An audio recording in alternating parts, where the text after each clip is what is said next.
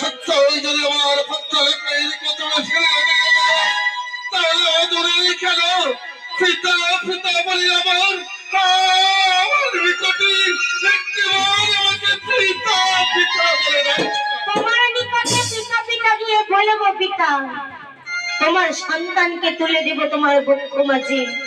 তবে আমার যে একটি কথা আছে পিতা, আজ যার দ্বারা তোমার সন্তানের আমি প্রাণ ফিরে পেলাম, সে মাকে যে আমি কথা দিয়ে এসেছি যে চম্পকনগরে ফিরে এসে তার চরণে যে তুমি দেবে ভক্তির পূজা।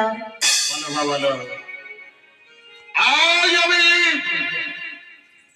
পটেশ্বর রাজার পুত্র চন্দ্রধর আজ রাজপ্রাসাদে দাঁড়িয়ে তোমার কাছে কথা দিচ্ছে যে মায়ের কারণে তোমরা ফিরে এসেছ।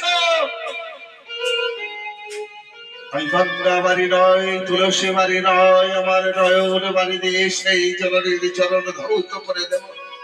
বলো মা বলো, কার কৃপায় তোমরা ফিরে এলে? সেই দেবী মনসার কৃপায়। আরে রাক্ষসে মনসা দিলে পাই যদি সর্বকে তোর মস্তকে করেছে দুরন্ত ফলাঘাত, এর ফলে পাই যদি সর্বকে তোর দক্ষে করিব পিতা। আজ শুধু তোমার সন্তান লখাইকে না, আমার ছয় ছয় ভাসুরকে আমি জীবিত ফিরিয়ে নিয়ে এসেছি। আজ তোমার সপ্ত ডিঙা তোমায় ডুবিয়ে দিয়েছিল মা, সপ্ত ডিঙার বদলে 14 ডিঙা ফিরিয়ে দিয়েছে ধনরত্ন সঙ্গে। দাও না পিতা, আজ আমাকে তো তুমি কন্যা বলো, এই কন্যার মুখের দিকে তাকিয়ে আমার ওই মায়ের পায়ে তুমি পদ্ম দাও না পিতা।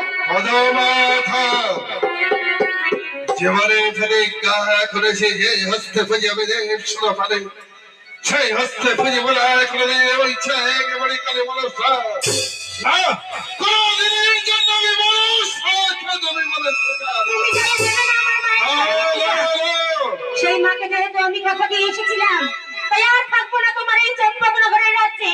চলো প্রাণনাথ, চলো ফিরে যাই আমরা মায়ের কাছে।